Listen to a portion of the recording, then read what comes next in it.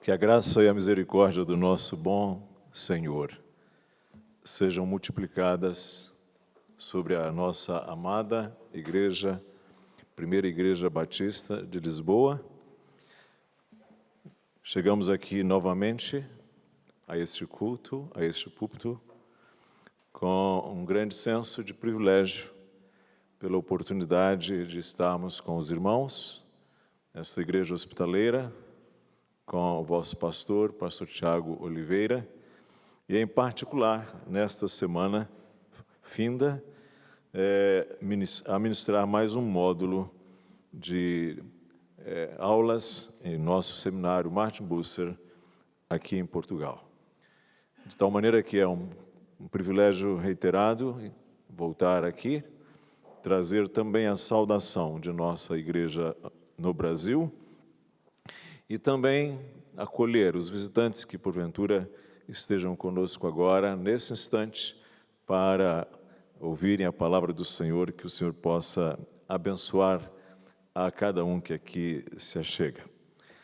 Quero convidá-los a abrirmos a palavra de Deus no Evangelho de Mateus, no capítulo 28. Evangelho de Mateus, capítulo 28. Os versos de 16 a 20. São exatamente os últimos versículos deste Evangelho, segundo Mateus. Repito, Mateus, capítulo 28, de 16 a 20.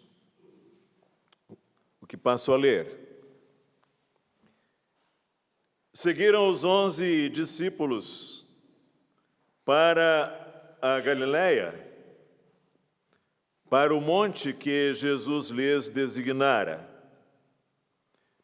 E quando o viram, o adoraram, mas alguns duvidaram. Jesus, aproximando-se, falou-lhes, dizendo: Toda a autoridade me foi dada no céu e na terra. Ide, portanto, fazei discípulos de todas as nações, batizando-os em nome do Pai, e do Filho e do Espírito Santo, ensinando-os a guardar todas as coisas que vos tenho ordenado. E eis que estou convosco todos os dias, até a consumação do século. No Brasil, temos tido algumas tragédias. E a última grande tragédia brasileira foram as enchentes ou as inundações no sul do país. Me refiro à grande última, não a única. Temos tido muitas. E durante aqueles dias, algo extraordinário aconteceu. Houve uma mobilização de indivíduos, de igrejas, instituições, organizações diversas, empresas, que acorreram ao sul do país a fim de acudir aquelas pessoas em condições as mais difíceis, perdas de bens, de lares, casas, vidas, familiares, histórias. Às vezes, as autoridades e organismos políticos se perderam na gestão também do problema. E assim, quando ocorre uma catástrofe natural, como um terremoto ou um furacão, nós vemos equipes de resgate que se unem para ajudar as vítimas. Cada pessoa tem uma função específica. São médicos, outros engenheiros, Outros fornecem água, que em alguns momentos é uma necessidade vital, né? Alimento. E assim, juntos, eles conseguem alcançar e resgatar muito mais pessoas do que se agissem sozinhos. A razão de ser de todo ser humano é que nós fomos criados para a glória de Deus. Nem todos sabem disso. Ao redor do mundo, nem todos têm consciência disso. E o sumo bem é que nós nos tornemos semelhantes ao Filho de Deus. Um grande alvo. Mas qual exatamente a nossa grande missão? A palavra missão tem a sua origem na língua latina e provém de um verbo cujo significado é enviar, mandar. O verbo se referia ao ato de enviar alguém para uma tarefa ou propósito específico. E assim, a missão cristã diz respeito a pessoas enviadas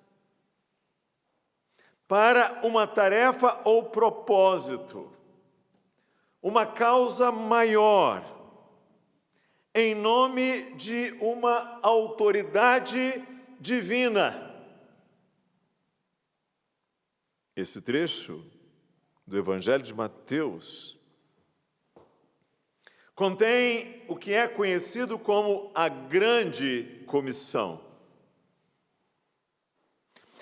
onde o Cristo ressuscitado agora oferece instruções finais aos discípulos antes de sua ascensão.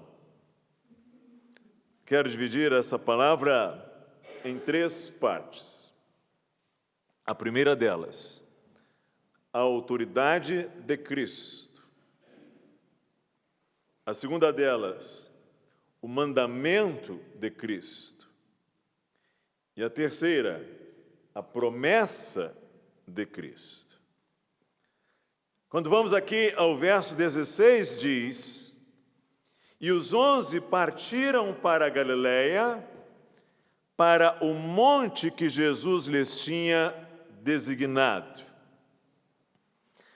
Após a ressurreição, observem, o Senhor Jesus pediu que os discípulos fossem à Galileia. E isso pode ter um simbolismo muito especial, pois foi na Galileia onde Jesus iniciara o seu ministério.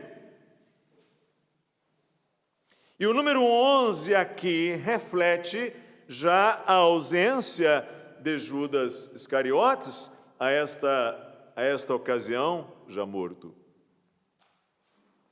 O Senhor Jesus os envia para lá, e o verso 17 diz que quando o viram, o adoraram. Mas alguns duvidaram. Temos aqui esta mescla. Este versículo destaca a reação dos discípulos ao verem o Cristo ressuscitado, e a reação é dupla. Adoram, reconhecendo a sua divindade, Deus, mas por sua vez também, muito provavelmente, diante da magnitude do momento, parece que estavam ainda a processar o fato de que Jesus estava, de verem Cristo vivo, após a sua morte, a sua ressurreição. E aí daí alguns duvidaram. Mas, em primeiro lugar, observem agora, a partir do verso 18, a autoridade de Cristo. Ele diz, Jesus falou-lhes, aproximando-se, falou-lhes, dizendo: toda a autoridade me foi dada no céu e na terra.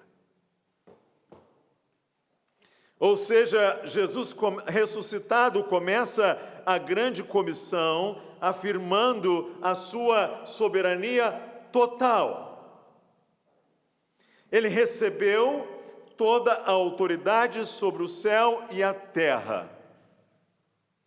E isto, meus amados irmãos, nos dá a confiança de que a missão não depende da nossa capacidade, não depende da nossa habilidade, dos nossos méritos, mas do poder de Cristo. Quando Ele nos envia, Ele o faz com autoridade divina. João Calvino, a comentar esse texto, escreveu: Cristo declara que recebeu o domínio supremo, tanto sobre o céu como sobre a terra, para que não haja dúvida de que o poder de comandar é dado a Ele para o bem da igreja. Então, essa afirmação é crucial para a comissão que se segue, pois demonstra que Jesus tem a autoridade para enviar seus discípulos ao mundo e ainda mais para garantir o êxito da missão que Ele lhes confia. A missão a qual Ele entrega aos seus discípulos. Assim como um embaixador representa a autoridade de seu país, somos assim como que embaixadores de Cristo, carregando, por assim dizer, debaixo da sua autoridade, para levarmos a sua mensagem ao mundo. E isso já nos diz algo importante. É que em um mundo onde muitas vozes competem por nossa atenção, por nossa lealdade, em um mundo em que tantos estímulos, tantas atrações competem por nossa atenção, por nossos amores, por nossos afetos, por nossas vidas, nós devemos reconhecer que Cristo tem a autoridade suprema sobre todos os aspectos da nossa vida, decisões pessoais, relacionamentos, trabalho, espiritualidade.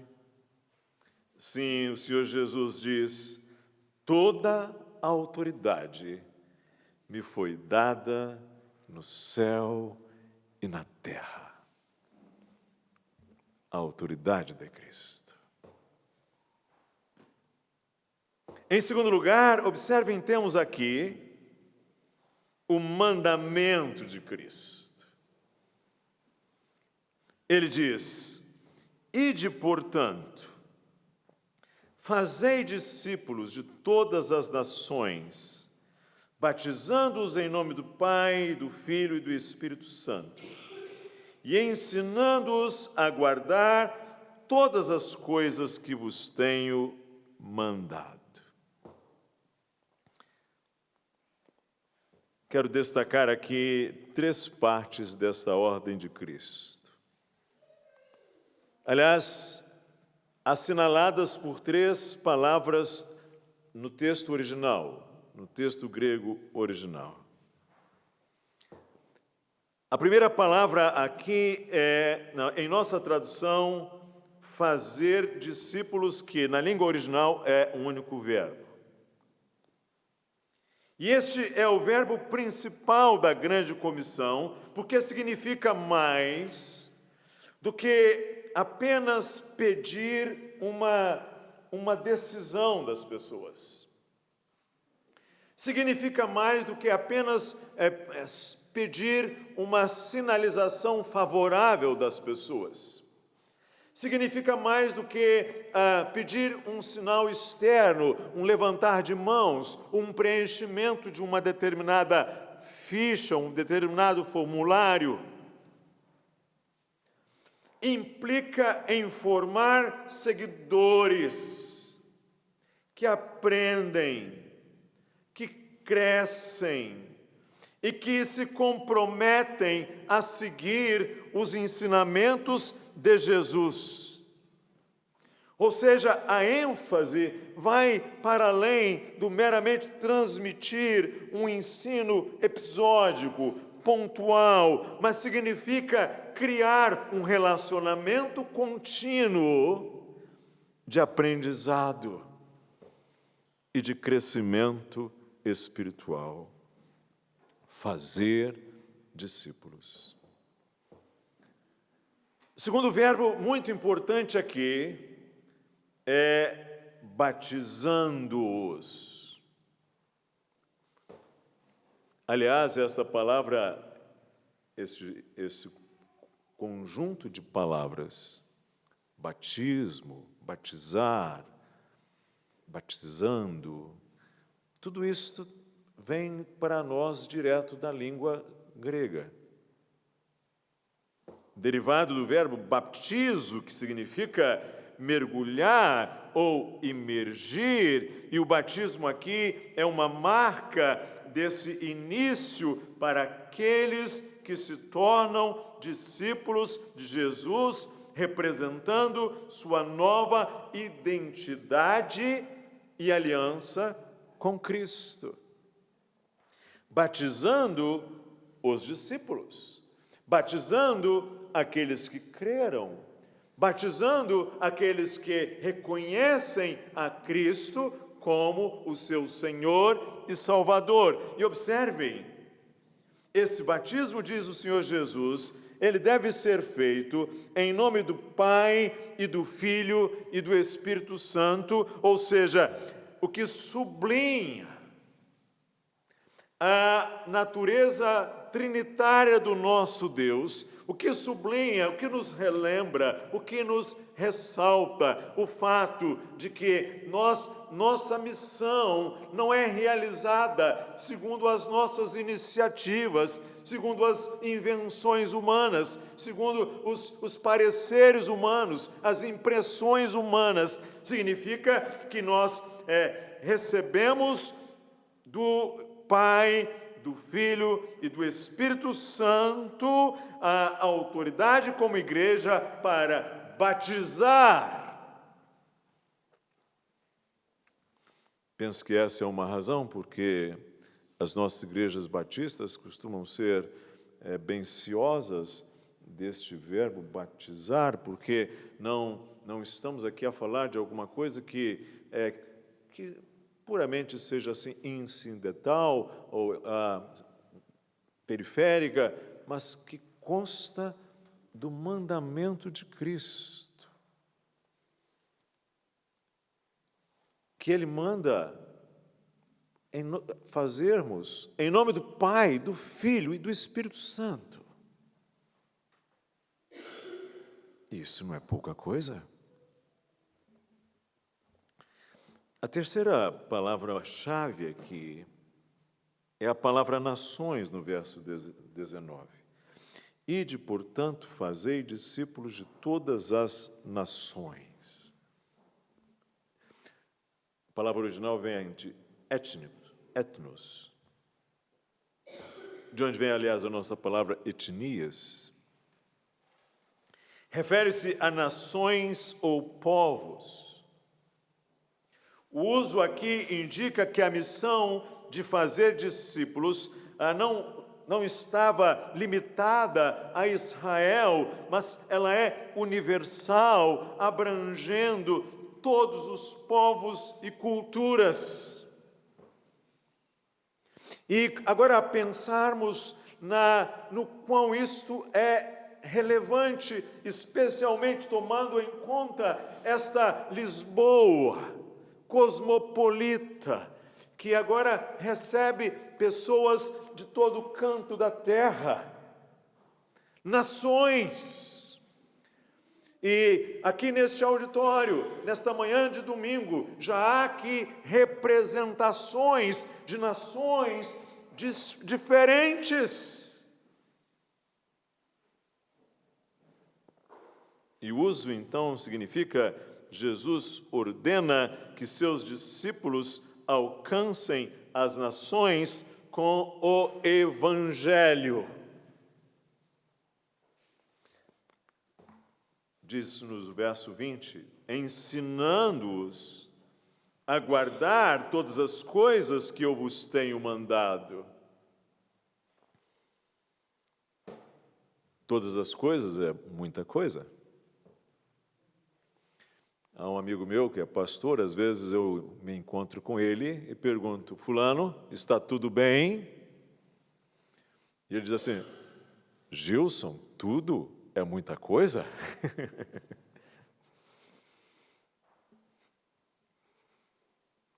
E Jesus diz, guardar, ensinando os discípulos a guardar todas as coisas que eu vos tenho mandado. Então isso significa que o discipulado não termina com o batismo, que passa então a ser a história da nossa vida, o caminho da nossa vida.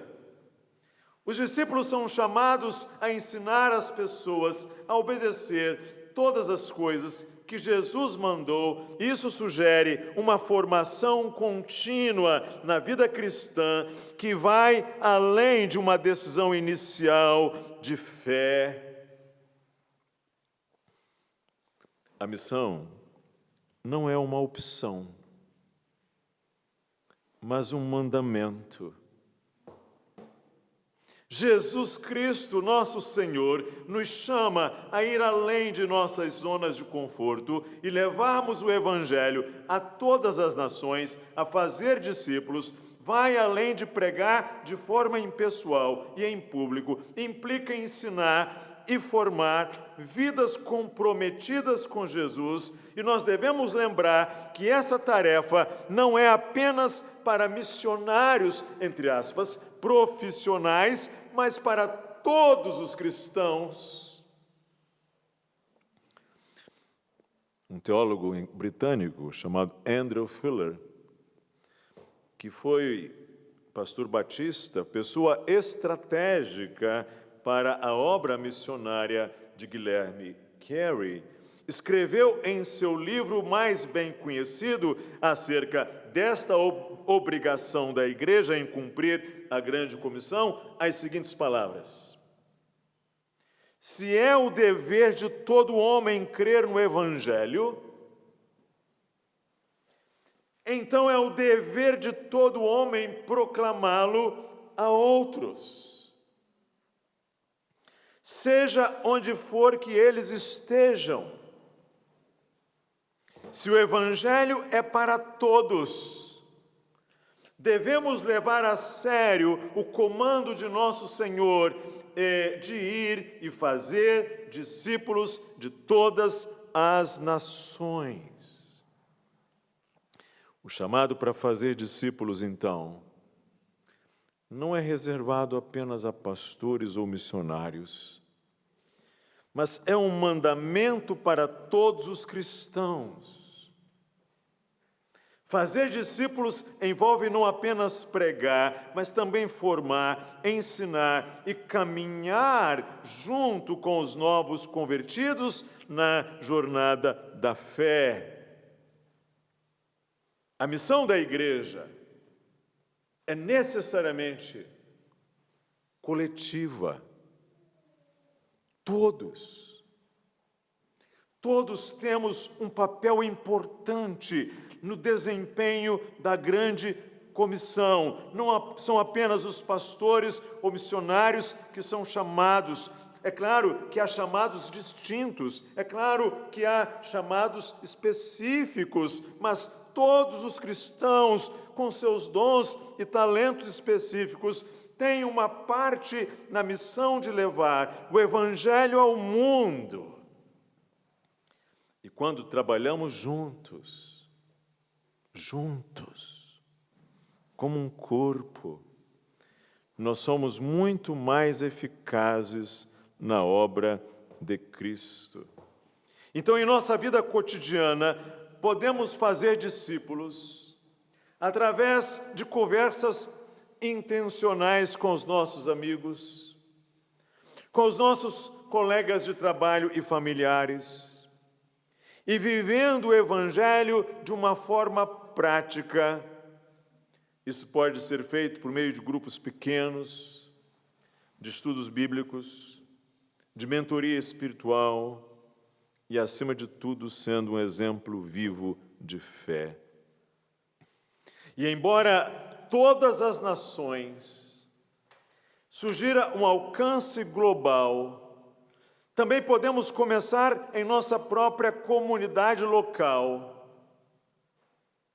Muitos cristãos têm a oportunidade de ser uma luz no próprio bairro, escola, o ambiente de trabalho.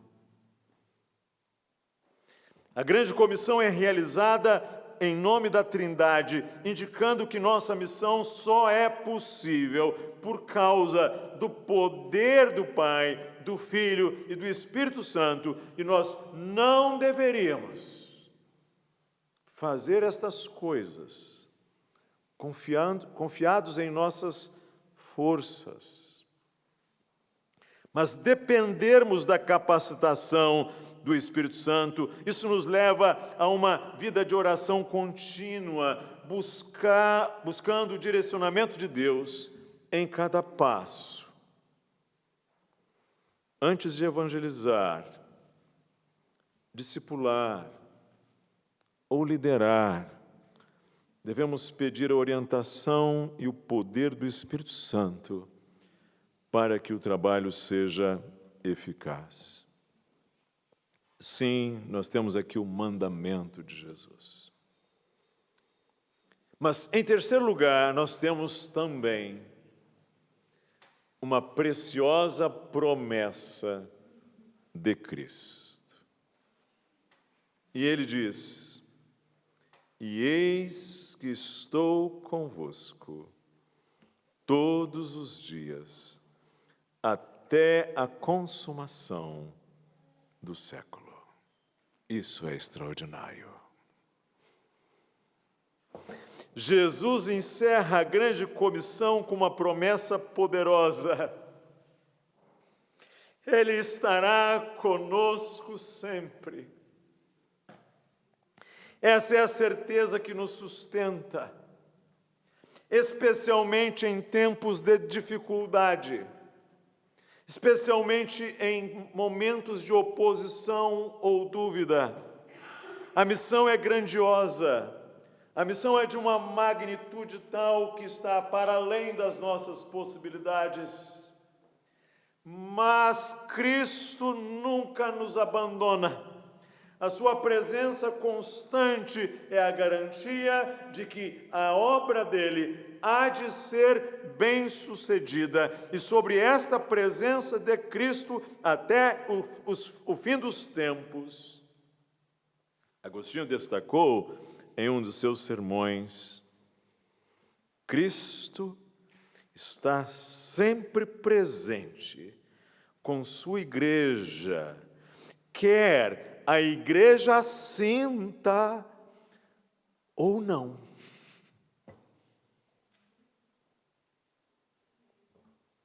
Ou seja, ele via essa presença de Cristo como uma garantia de que a igreja nunca estaria sozinha em sua missão. E muitas vezes nós podemos nos sentir desanimados ou inseguros ao enfrentar desafios na vida cristã ou na missão. No entanto, Cristo promete a sua presença constante, não importam as circunstâncias, e essa promessa, ela nos dá coragem e nos estimula à perseverança.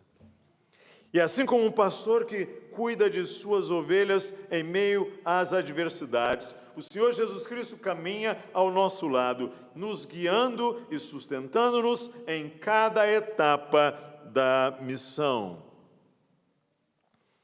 E assim, nos momentos de dúvida, ou crises, ou solidão, ou desencorajamentos, devemos nos lembrar que não estamos sozinhos.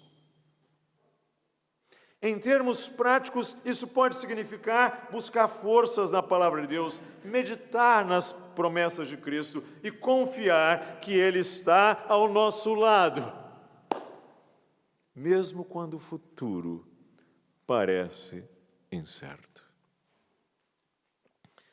A autoridade de Cristo, o mandamento de Cristo, a promessa de Cristo.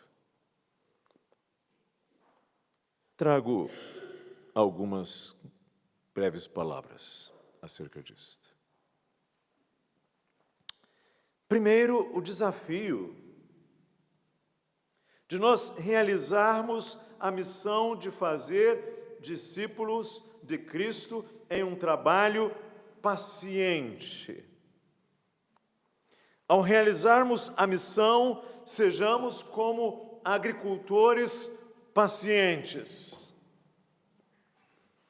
Um dos grandes privilégios que o Senhor, se permite minha referência pessoal, um dos grandes privilégios que o Senhor Deus me concedeu foi o de haver crescido em um sítio, em uma propriedade rural, em uma fazenda, até aos 8 anos.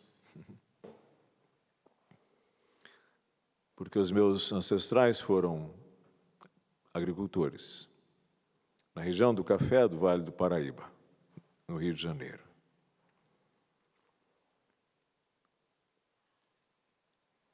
E que coisa importante é o trabalho do agricultor. Porque o agricultor planta a semente no solo e diariamente cuida dela com água, com luz. No entanto, ele sabe que não verá os frutos imediatamente,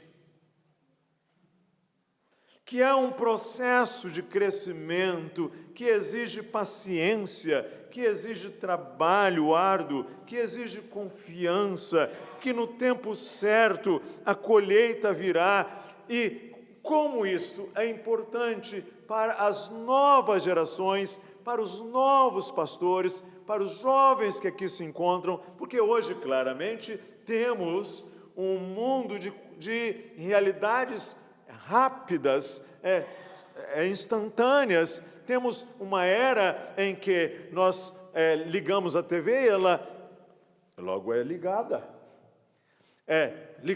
Conectamos e a nossa internet já logo está a funcionar. Vamos a um restaurante e em coisa de minutos eles nos trazem um prato pronto.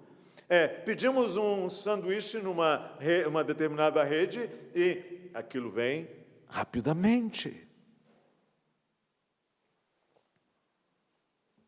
E aí podemos achar que na missão de Cristo as coisas são fast food, comida instantânea e rápida. Mas há um processo de crescimento que exige paciência, que exige trabalho árduo, confiança que no tempo certo a colheita virá. Fazer discípulos, irmãos, é como plantar sementes. Muitas vezes não veremos resultados imediatos. Mas somos chamados a semear o Evangelho com paciência, com fidelidade, confiando que Deus trará os frutos no tempo certo. O processo de discipulado é geralmente longo e precisa ser contínuo e requer que acompanhemos aqueles a quem ministramos, ajudando-os a crescer na fé. E saibamos mais. Nós não sabemos quais serão todos os frutos da semeadura realizada. Nunca. Se me permitem mais uma referência pessoal. Ao longo dos anos, e ainda desde a época anterior ao seminário, realizei programas de rádio. A nossa igreja tinha um programa de rádio, o pastor ali levava, naquela época então eram os discos de vinil, e tinham lá determinados cartuchos, assim, uns aparelhos que eram inseridos, e o pastor então fazia uma exposição no rádio, e ele disse, a certa altura, eu era ainda solteiro, bem novo, ele disse, Gilson, você tem uma voz um pouco grave, você vai fazer o programa de rádio. E comecei ali, naquele dia, a experiência com o rádio. O que fiz muitas e muitas vezes, em programas matinais, em programas noturnos. Durante o seminário tinha um seminarista que me ajudava, mas quero chamar a atenção para um fato para ilustrar esse processo. Antes de vir para São José dos Campos, a igreja em que estamos há 25 anos, eu pastoreei no estado do Espírito Santo. E ali conduzimos um programa de rádio todas as manhãs, 15 minutos, às 7h45 da manhã, todos os dias. Ainda não tínhamos telemóveis, ainda não tínhamos internet. O que as pessoas faziam era escrever cartas. E aquela era uma cidade cortada por uma rodovia importante no Brasil, porque conectava norte e sul. Então passavam por ali gaúchos lá do Rio Grande do Sul, por vezes alguém lá do Pernambuco ao norte, por vezes motoristas de caminhão vindo do centro, passavam por aquelas rodovias e com alguma regularidade ligavam, com os seus rádios ligados, ouviam a palavra de Deus. E aí comecei a receber cartas daqueles motoristas que, passando ali naquele horário, ouviam a palavra. Ainda conservo algumas dessas cartas comigo.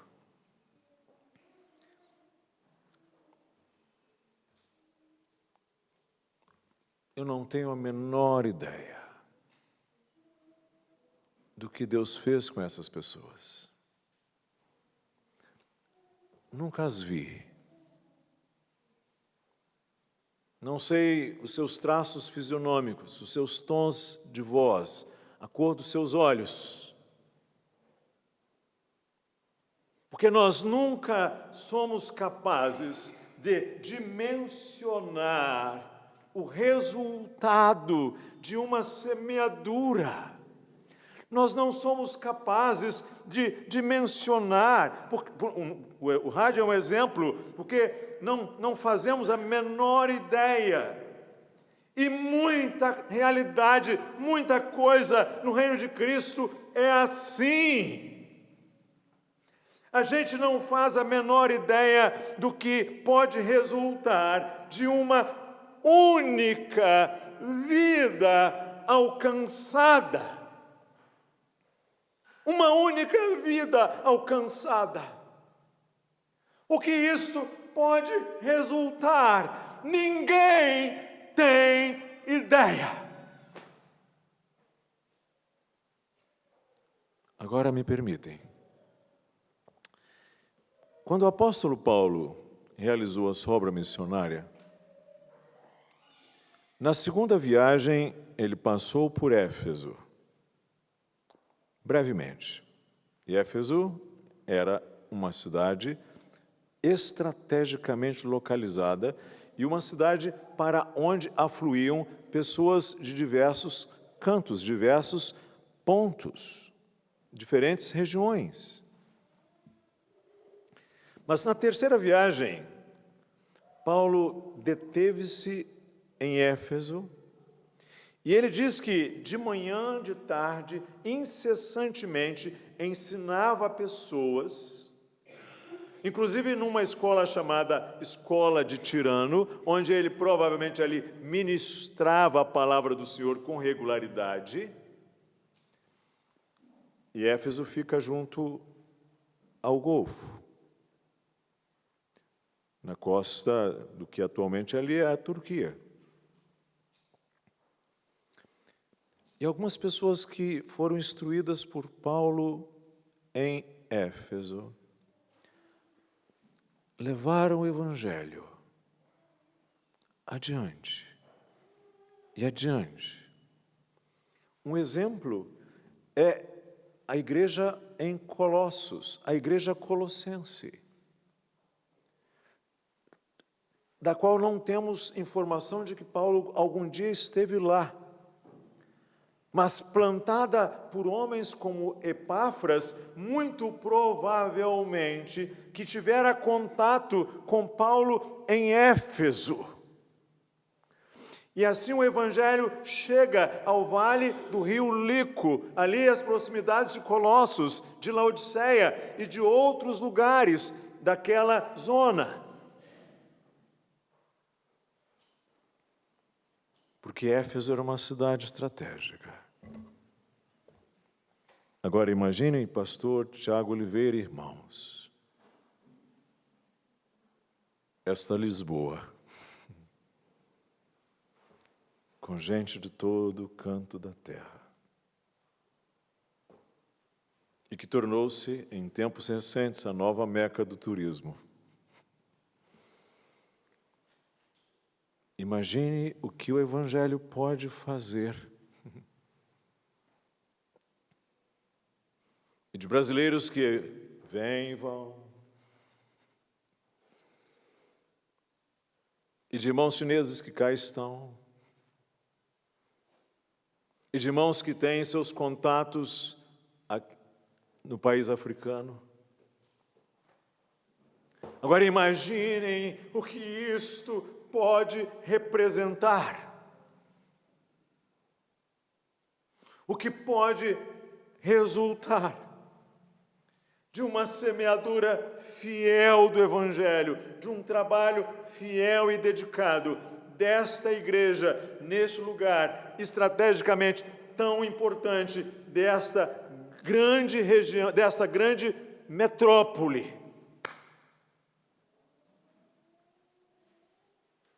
Porque uma única vida pode fazer uma diferença imensa no futuro e no futuro de vidas e vidas e vidas. Em último lugar, não nos esqueçamos da importância do sustento financeiro da obra missionária. O exemplo prático de William Carey, o pai das missões modernas. Carey não poderia ter iniciado seu trabalho missionário na Índia sem o apoio financeiro de sua igreja e de seus amigos na Inglaterra. E durante aquele seu conhecido sermão, ele disse: esperai grandes coisas de Deus, empenhai-vos em grandes coisas para Deus. No entanto, antes de partir para a Índia, Carey sabia que sua missão exigiria mais do que apenas palavras. Ela necessitaria de recursos, e ele contou com o apoio daquela sociedade missionária batista, que levantou fundos regularmente para sustentar o seu ministério, cobrindo suas despesas e permitindo que ele se concentrasse em plantar igrejas, em traduzir a Bíblia, em pregar o Evangelho. E assim como Carey precisou do sustento financeiro de outros cristãos para realizar o trabalho, missionários modernos dependem da generosidade do povo de Deus para cumprir a sua missão. E sem esse suporte, muitas iniciativas missionárias não conseguiriam avançar. O pastor John Piper, no seu livro bem conhecido, Alegrem-se os Povos, ele diz: a oração e o dinheiro são dois meios principais pelos quais as missões são sustentadas. Sem o sustento financeiro de cristãos generosos, o avanço do Evangelho nas nações seria severamente limitado, chamando ele a nossa atenção para a oração e o apoio financeiro, ambos como essenciais, o Evangelho, para que seja propagado, como bem demonstra o apóstolo em sua carta aos Filipenses. O sustento financeiro da obra missionária é um aspecto essencial da vida cristã. Cada cristão é chamado a contribuir, seja por meio de dízimos, ofertas, apoio a projetos específicos, para garantir que a mensagem do Evangelho alcance o mundo inteiro, seja por meio da história dos grandes missionários, ou pelas palavras inspiradoras de líderes. O chamado ao sustento, é claro. Nós somos todos parceiros, estamos todos engajados nesta missão. Eu termino. A grande comissão de Mateus é um dos textos mais fundamentais para o entendimento da missão da igreja.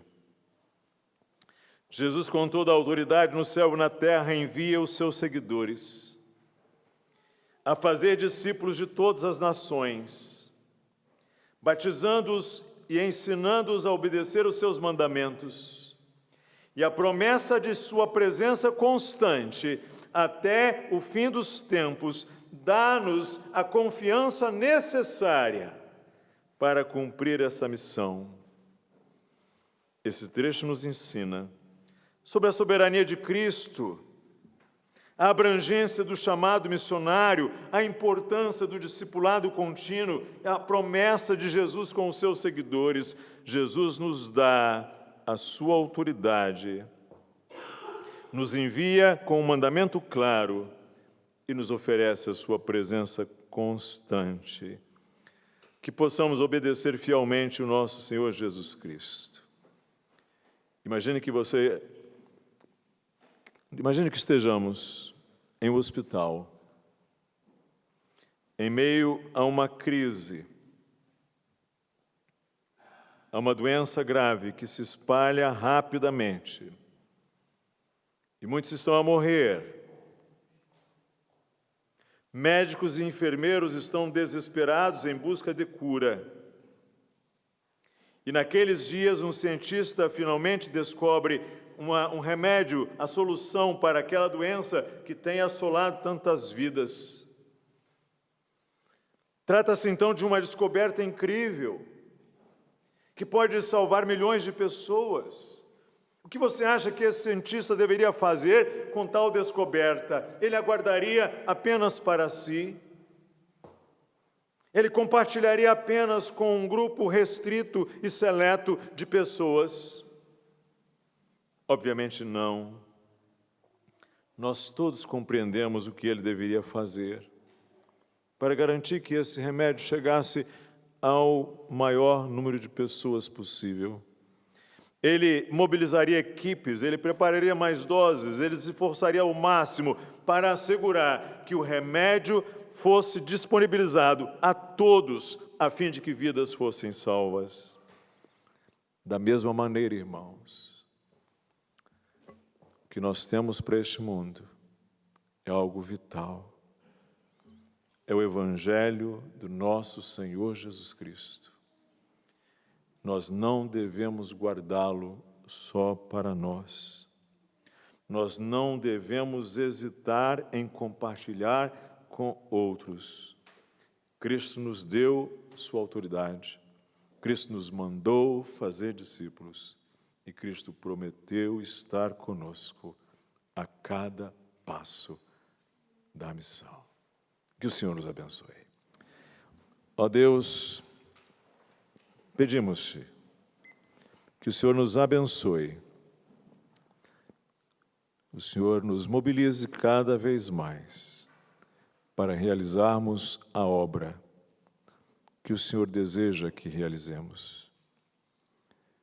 Que vejamos mais e mais cristãos envolvidos com este trabalho, com esta semeadura santa, e que possamos ver frutos, e que, conquanto não vejamos todos, que certamente não veremos, que possamos confiar de que é uma obra boa, necessária, vital.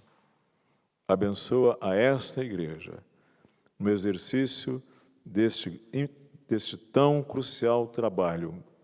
É a nossa súplica em Cristo Jesus. Amém.